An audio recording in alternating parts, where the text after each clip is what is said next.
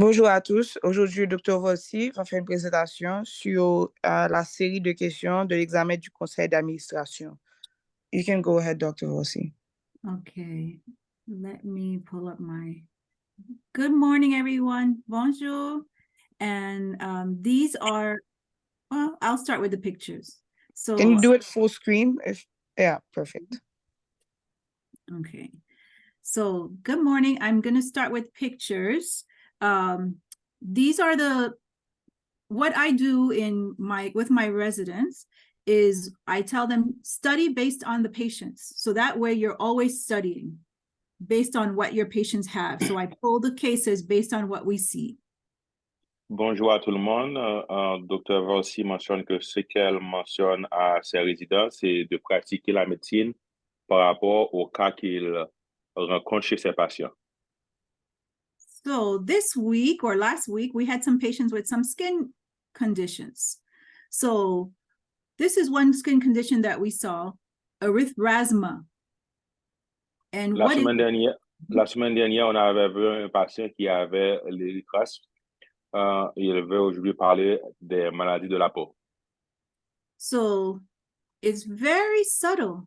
If you look at it, it almost looks like the patient's just sweating. But if you look very closely, the picture is not that good. If I try and darken it a little bit, it looks like a little bit of hyperpigmentation, almost looks like sweat if you look at it. Si vous regardez très bien dans la photo, c'est très subtil. Ceci apparaît comme c'est un patient qui a de la sueur, mais vous pouvez voir qu'il y a une hyperpigmentation. And this is erythrasma, which it's really a clinical condition because how many people have a wood lamp sitting around? But on a test, they will say, we'll light up for a wood lamp exam. And you treat this with antibiotics because it's a bacterial infection. And there's the organism there. Treat it with oral or topical erythromycin. Ce qu'on va voir, c'est sûr que très difficile à diagnostiquer, mais c'est un examen clinique. On peut utiliser la lampe et c'est une infection au niveau de la peau. Et en général, on traite ceci avec l'érythromycine de la forme topicale ou par voie orale. Et la bactérie qui est en cause, c'est le Corynebacterium minuscule. And you could have it in the axilla, gluteal folds, the groin. So it could be anywhere. Ceci peut se présenter au niveau de l'aine, au niveau de la région axillaire, à n'importe quel endroit. Another one, this is very common that you see all the time, I'm sure, but it's often tested. So the key thing to know is the treatments are different. The organisms are different. So the other one, the erythrasma, is an infection, bacterial infection. This is tinea.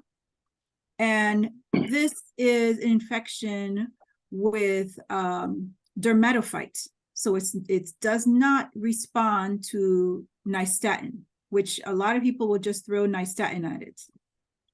Vous avez le tinea corporis et le tinea curis. Ce sont deux autres infections au niveau de la peau qui est différente de la première qui était l'érythrasma. Ceci est causé par les dermatophytes et ceci en général ne répond pas au nystatin. So this one is on the stomach. This umbilical, the umbilicus here. So it's scaly. And they usually would have the clearing, as it's saying, this annular, like going out and out. And the jock itch or tinea cruris, same thing. All right. La première, c'est au niveau de la région de l'abdomen. Vous avez une partie qui est claire et une partie qui est surélevée et en forme d'anneau. Et deuxième, c'est le tinea coris qu'on appelle le pruritus du jogger et qui peut se présenter au niveau de la région pubique et au niveau de la cuisse. So these two are more atypical looking. So this one is also a tinea infection, and it's involving the feet and the nails, but it looks more red. But you still see the cauliflower-like appearance of the shape of it spreading. And Ceci c'est une forme atypique que vous pouvez rencontrer au niveau du dos du pied, également qui peut également affecter les ongles, les orteils. Et c'est une forme qui est très rouge. And the other one is tinea capitis, but it's going into the follicles, causing secondary infection and the boggy look to it. Et la deuxième, c'est au niveau du cuir chevelure, qui peut également associer à une superinfection avec implication des follicules. So these are, and then there's an interesting one called tinea incognito. And that is when an initial rash is, mistreated with steroids, which actually will make the person feel better by decreasing the pruritus, but then it makes it look more atypical. So these people would be, somebody probably told them, take some steroids. So they initially felt better, but it actually didn't go away. Ça, c'est une autre forme qu'on appelle le tinea incognito. En général, ce sont des patients qui seront de façon erronée traités avec des glucocorticoïdes tropicales. En général, les patients vont se sentir améliorés parce que les stéroïdes vont éliminer le prurite, mais ceci ne traite pas la maladie et ils vont présenter avec des formes atypiques. So again, the dermatophytes, they don't respond to nystatin. So that's why you have to really look closely. So if it's not on the treatment for these, you give them miconazole, clotrimazole, or ketoconazole, any of the terbinafines. If it's more advanced, you might need to do oral. But they're not caused by Candida. So nystatin is not going to work, and giving them steroids is going to just make it come back and will make it worse. Et comme j'ai mentionné, les dermatophytes ne répondent pas au nystatin parce qu'ils ne sont pas causés par le candida. En général, on va utiliser le miconazole, cotrimazole ou la ketoconazole ou la terbinafine topicale pendant 2 à 4 semaines. Des fois, quand on utilise les nystatins, ceci peut donner un aspect que ceci va améliorer, mais ceci va retourner parce que le traitement n'est pas efficace. So if it's involving the hair, you need to use your orals, the terbinafine or itraconazole. Si la lésion est au niveau du cuir chevelu, il faut surtout utiliser les comprimés comparativement aux formes topicales. So these two distinctions are very important because you see it all the time, definitely in outpatient, but you can see it inpatient and admitting a patient from a nursing home or something. But treatments, these things could be very, not disabling, but it's really problematic to the patient. C'est très fréquent dans la clinique externe, mais on peut également rencontrer des patients au niveau de l'hôpital et qui peuvent causer beaucoup de problèmes pour le patient. This is a common one. So intertrigo itself is just inflammation of the skin from moisture. So women with large pendulous breasts, very obese people. So you could see it in the groin area, in the pannus under the belly when the belly's folding over.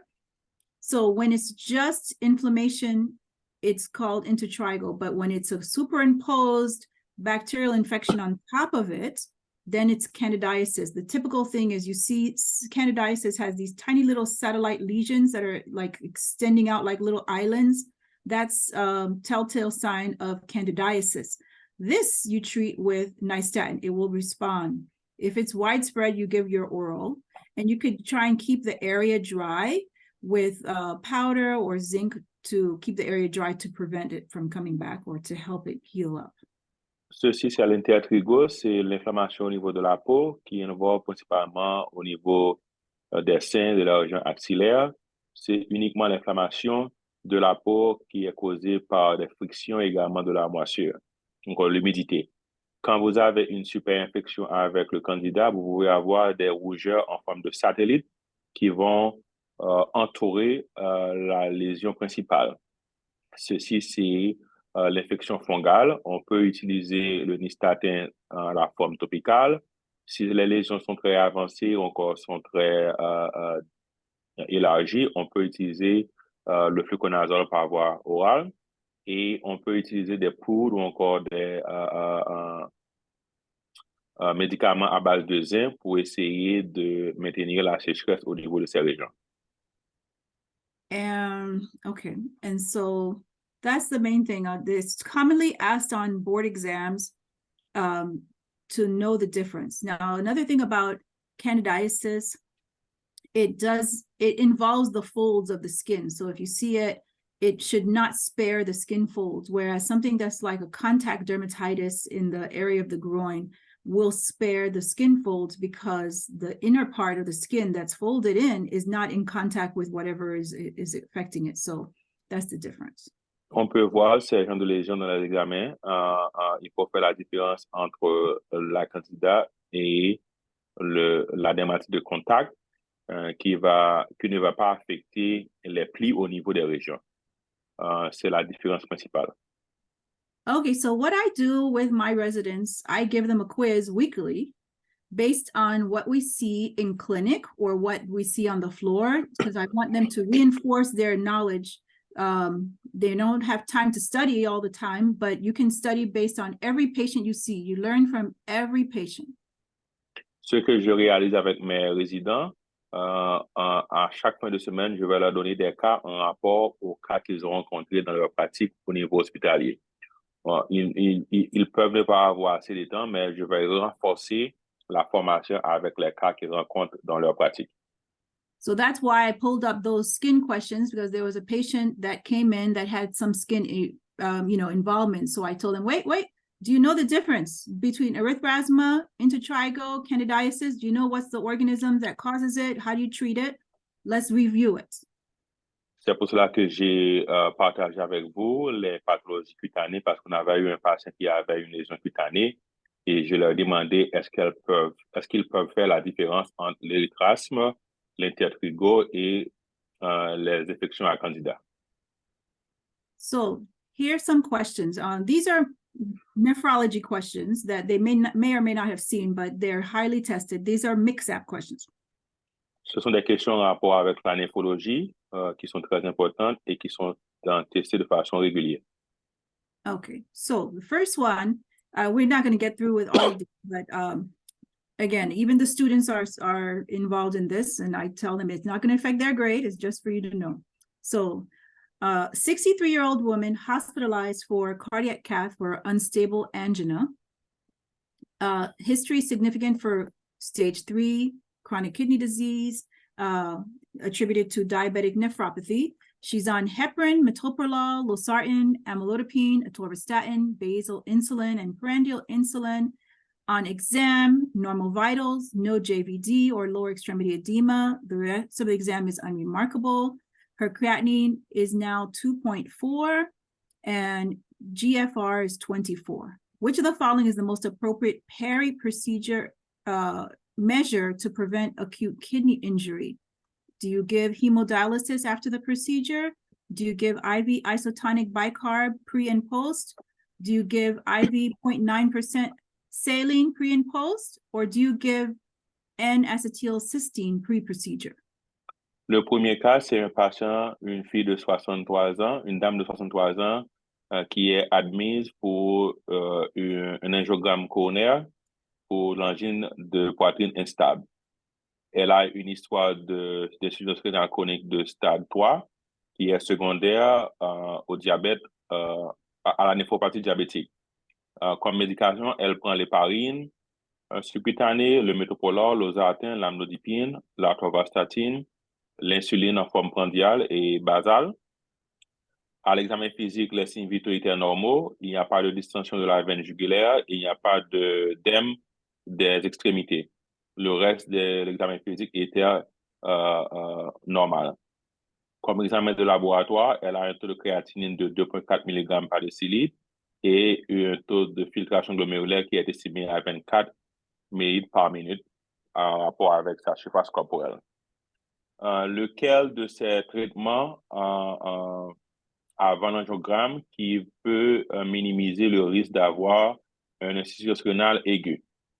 Est-ce qu'on doit faire l'hémodialyse après la procédure? Est-ce qu'on doit administrer le bicarbonate par voie intraveineuse avant et après la procédure? Est-ce qu'on doit administrer le normal saline en avant et après? Ou encore, est-ce qu'on doit administrer le N-acetylcystéine par voie orale avant la procédure? Quelle est la bonne réponse? And you could put your answer in the chat. Vous pouvez placer vos réponses dans la boîte de messages. Est-ce que c'est A, B, C ou D? And this is a common, thing that you'll encounter if somebody's admitted to the hospital and their, cardiology is going to cap them. So you, as the primary, you have to take care of that and get the patient ready. Cardiology is not going to, they might recommend, but generally it's going to be your responsibility. C'est une question qui est très courante dans la pratique hospitalière. Et si vous avez un patient qui va subir un angiogramme coronaire, c'est à votre responsabilité comme médecin pratiquant de faire le choix approprié. En général, les cardiologues peuvent ne pas placer l'ordonnance. So you have your patient. So this answer is C. You want to give the patient some saline before and after to get the patient ready. That is your answer. Dialysis is not indicated here. This person is not in, florid kidney failure. Though in the old days, they used to say that, mucomist, the N-acetylcysteine pre-procedure, might be of benefit, but we don't do that anymore. And the bicarb never was an issue. Et la réponse C, c'est d'administrer le normal saline avant et après la procédure. L'hémodialyse n'est pas indiquée ici. Dans les temps auparavant, on savait administrer le bicarbonate, mais ceci a été démontré que n'était pas efficace.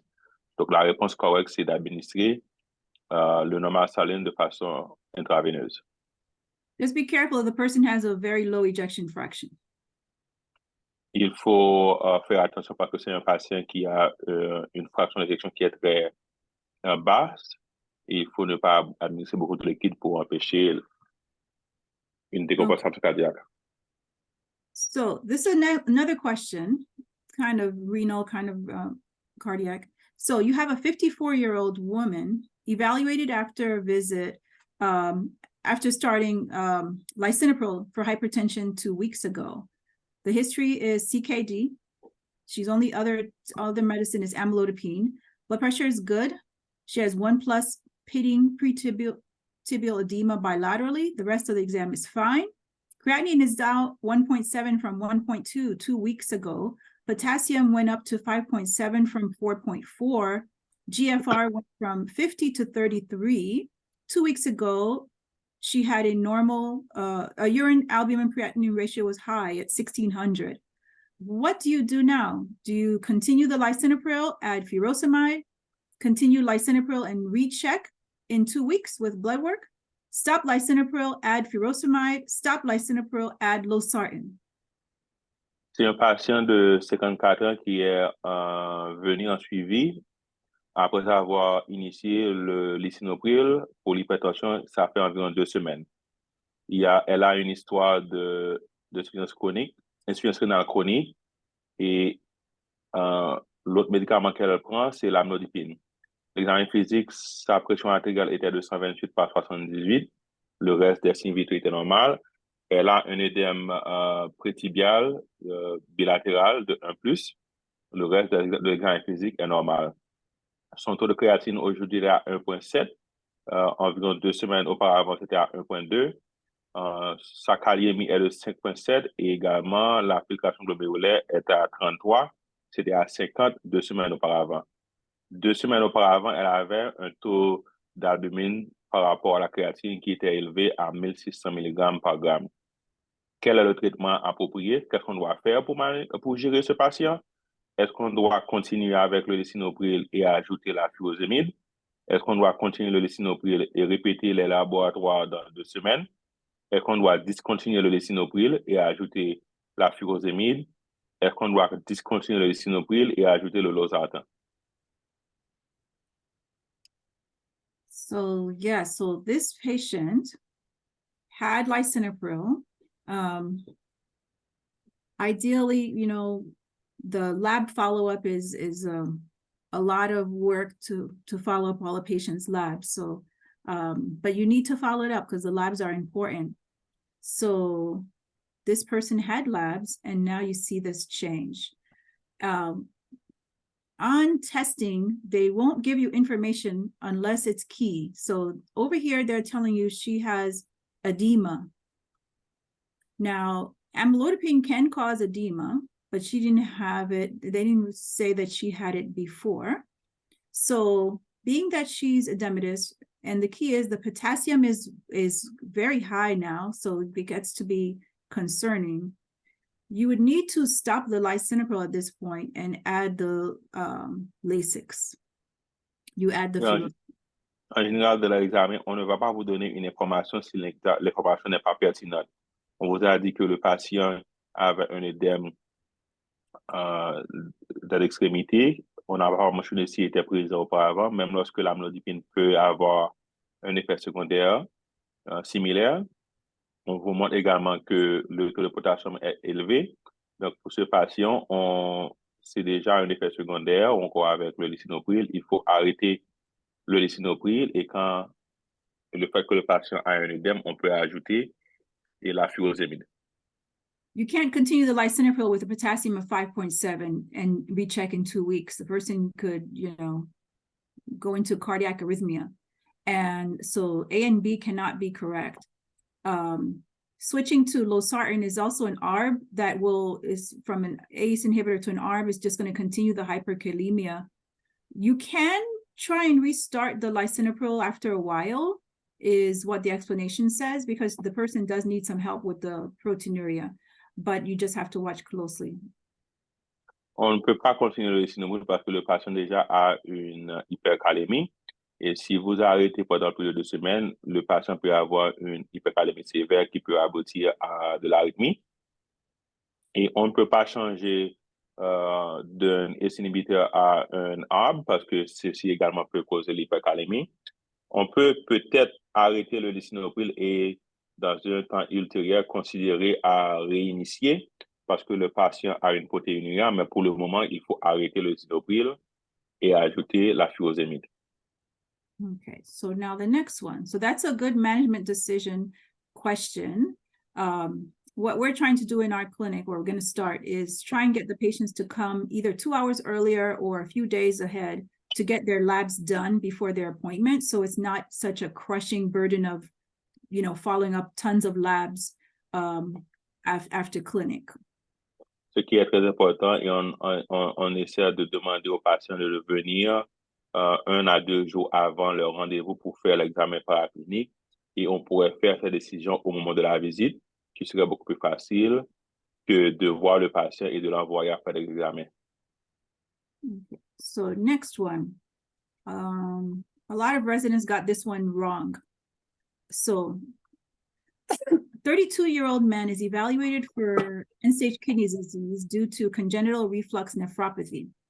He started hemodialysis at age 21. He's on the kidney transplant list. He also has hypertension. He's on amlodipine, calcitriol, lisinopril, sevelamer carbonate. Exam vitals normal.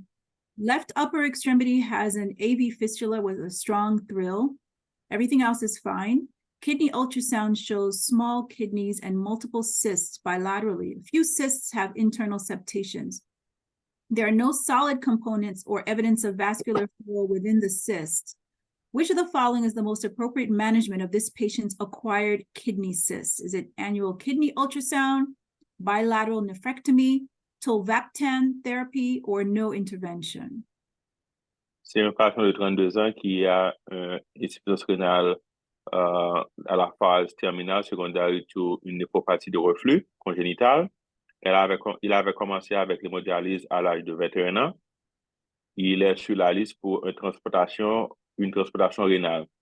Il a une histoire d'hypertension. Comme médicament, il prend l'amlodipine, le calcitriol, le lisinopril et le sévélamère carbonate.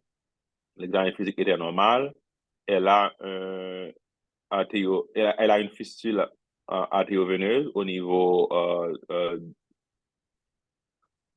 de la main, au niveau du bras gauche, avec une frille qui est très forte. Le reste de l'examen physique est normal. Une sonographie rénale montre qu'il a des kystes au niveau des reins qui sont très petits et de façon bilatérale. Et quelques de ces kystes ont une septation interne. Il n'y a pas de composante solide et également il n'y a pas de flot vasculaire au niveau de ces kystes. Quel est le management approprié pour ce patient qui a des kystes rénaux qui sont acquis? Est-ce qu'on doit faire une sonographie rénale de façon annuelle? Est-ce qu'on doit recommander une néphrectomie bilatérale?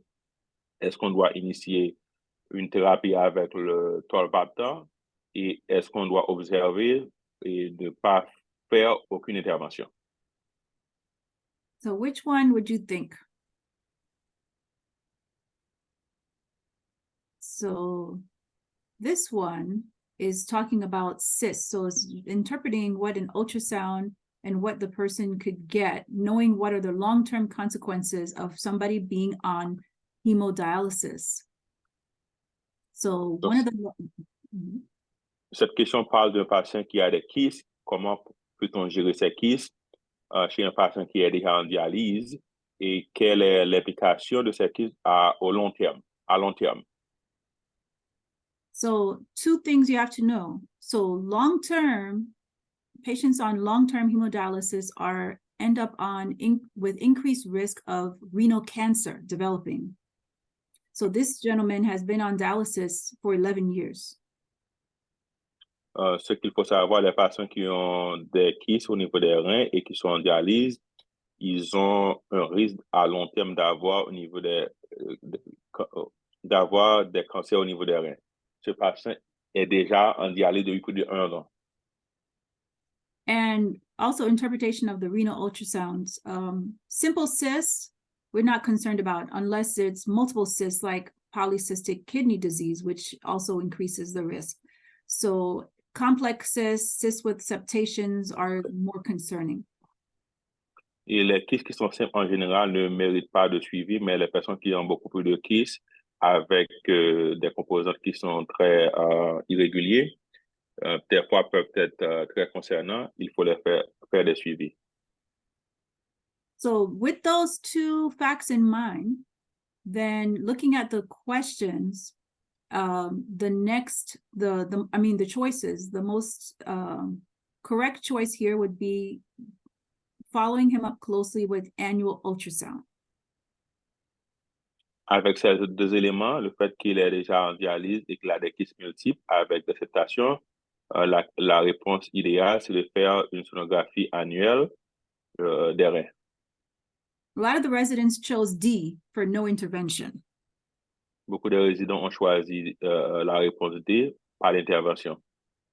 But again, knowing those two facts and the ultrasound report is not completely normal, this gentleman needs annual follow-up. And you also need to, clinical follow-up to see if he start developing costovertebral angle pain all of a sudden, then you need to, do further workup at that time. Avec ces deux éléments, le fait qu'il était en dialyse, il a des kystes qui sont un peu complexes avec cette tension. Il faut faire des suivis sonographiques annuels et également des fois faire des suivis cliniques. Si soudainement le patient commence à avoir des complaintes de douleur au niveau de la région costo-vertébrale, il faut penser à un élargissement de ces kystes. And nobody chose bilateral nephrectomy. That's that's totally out there. Nobody's going to do that intervention. And tolvaptan is a new medication. I believe it's for treatment of recalcitrant hyperkalemia, but it's very expensive, so it's not even first line or second line. Et aucun des résidents n'a pas choisi la néphrectomie bilatérale. Et le tolvaptan, c'est un médicament nouveau qu'on utilise des fois pour des hypercalémies récalcitrantes. Okay, so next question. A lot of people got this one wrong too. So 53-year-old woman comes for an increase in her serum creatinine level. History is significant for long-standing hypertension treated with lisinopril. No changes to her medication regimen during the past year. Blood pressure is a little high. The rest is fine. Creatinine is 1.2. 6 months ago, it was normal. GFR is greater than 52. The UA has no blood but trace protein. Urine albumin to creatinine ratio is 290. Ultrasound shows normal sized kidneys with increased echogenicity. No hydronephrosis or abnormalities of the collecting system are seen. Which of the following is the most appropriate management? Do you obtain kidney biopsy? Obtain random urine protein creatinine ratio? Recheck the creatinine in 3 months? Substitute HCTZ for lisinopril. C'est une patiente de 53 ans qui est venue pour une augmentation de son taux de créatinine. Dans son histoire, elle a une histoire d'hypertension prolongée, traitée avec le lisinopril. Elle n'a pas de changement au niveau de sa médication depuis plus d'1 an. L'examen physique, sa pression artérielle était de 145 par 92, avec une fréquence cardiaque de 84 par minute. Le reste de l'examen des signes vitaux était normal, et également l'examen physique. Le laboratoire montre un taux de créatine à 1,2 mg. 6 mois auparavant, c'était de 0,7 mg. La filtration glomérulaire était est supérieure à 52. L'examen des urines montre une spécifique gravité de 1,014, un pH de 5,7, il n'y a pas de sang, ou encore il y a très peu de protéines.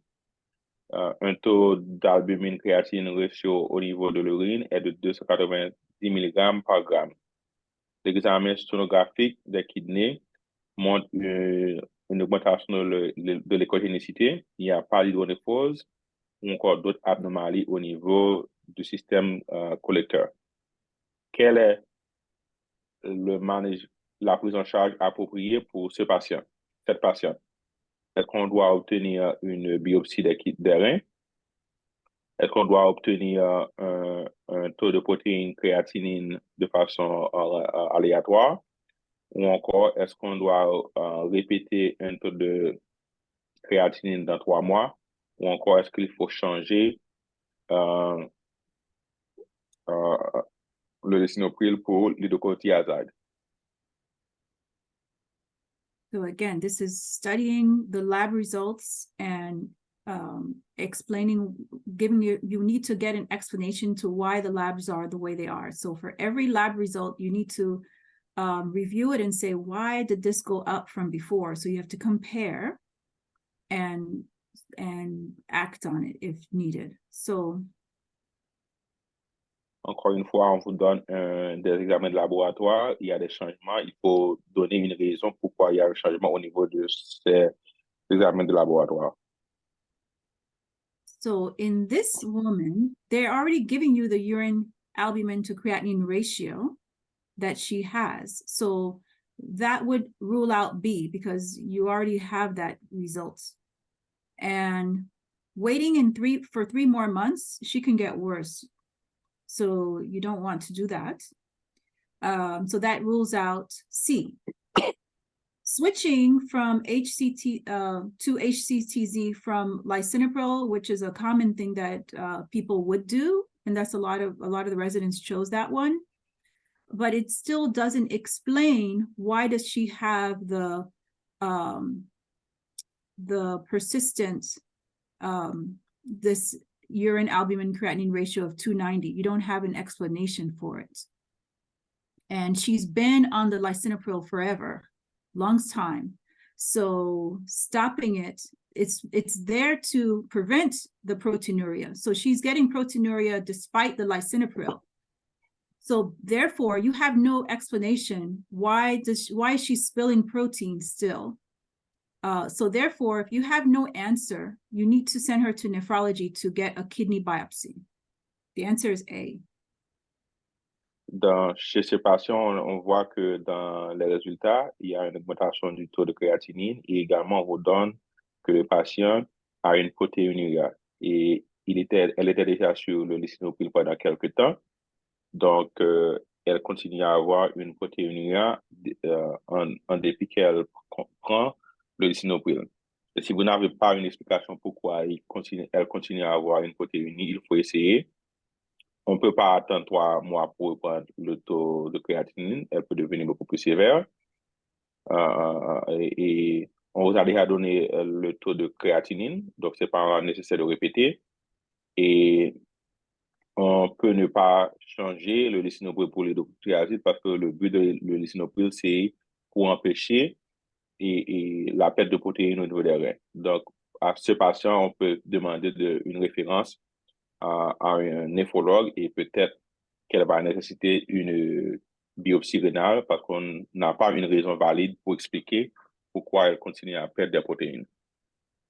And note that compared to the other question, they didn't give you a high potassium that would cause you to need to stop lisinopril. Comparativement à l'autre question, on ne vous donne pas un taux de potassium qui est élevé qui pourrait vous inciter à discontinuer le lisinopril. So that is the difference. So whenever, and this actually shows up on these types of questions show up on exams because it's a management thing. And so the tenet is, if you have no answer, you need to get a biopsy. Et c'est une question qui est très fréquente. L'élément principal, c'est si vous n'avez pas une raison valide, il faut obtenir une biopsie rénale. Okay, so now, and the thing about biopsy, I think in the mind of internal medicine, you know, non-surgical, people don't think about, oh, we need to get a biopsy, but sometimes it's indicated. Dans l'aspect médical, pour les internistes, des fois, on ne pense pas aux aspects chirurgicaux, mais cette fois, c'est indiqué. So this is another one a lot of residents got wrong. So 63-year-old man evaluated during a follow-up visit for gastroesophageal reflux disease and heartburn. His symptoms are worse after large meals and when lying down, and have significantly decreased the quality of his life and disrupted his sleep. He also has stage G4 CKD, obesity, hypertension.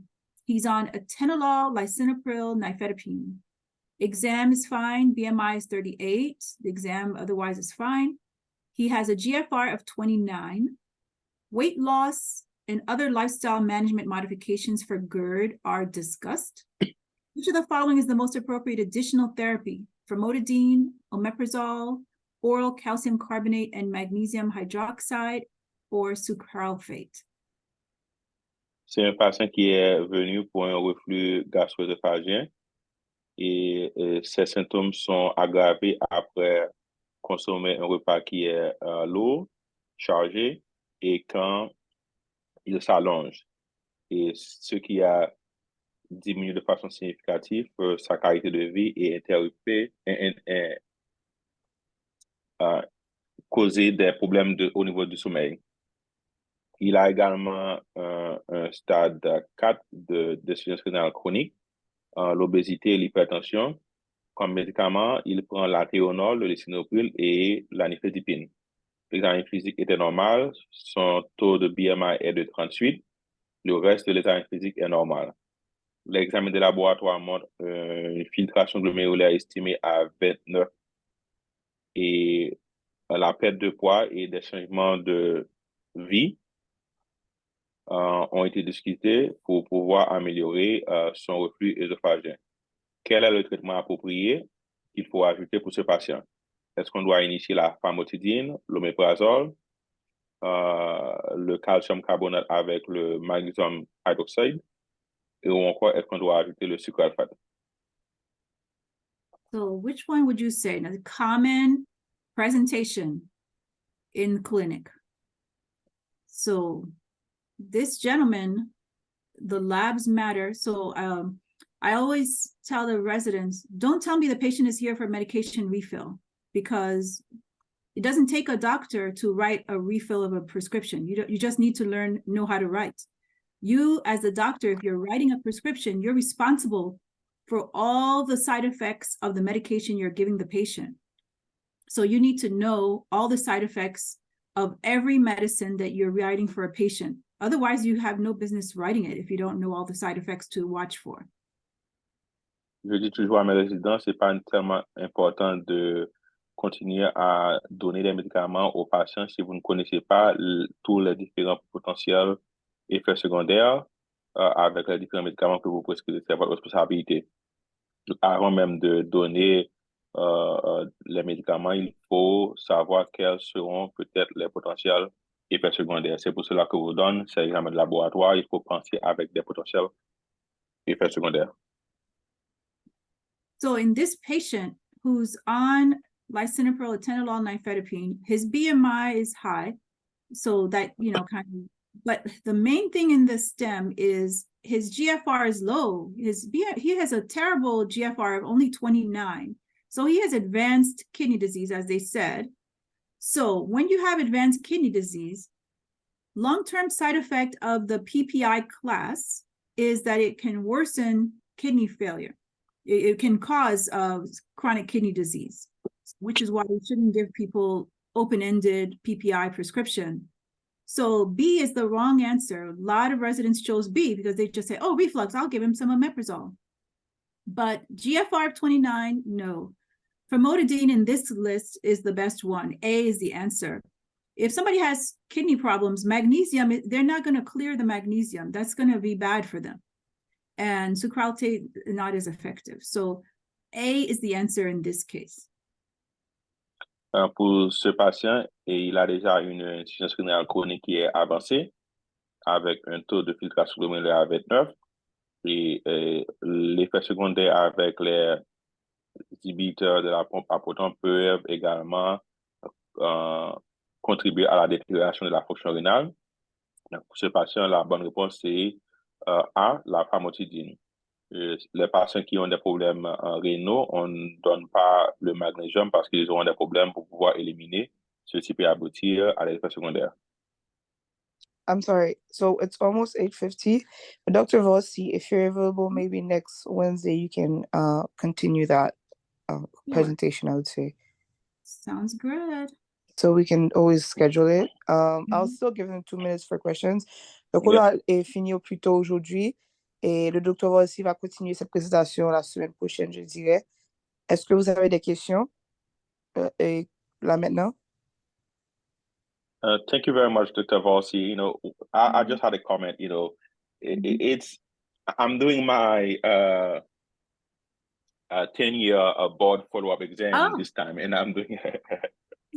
So you can come to my class. You can come to my board. We do board preparation starting in January. It's on Zoom. You're welcome to come. Yeah, I do like the long term. Every 3 months we got 30 questions. So. Oh, you do it that way? Oh gosh. Yeah.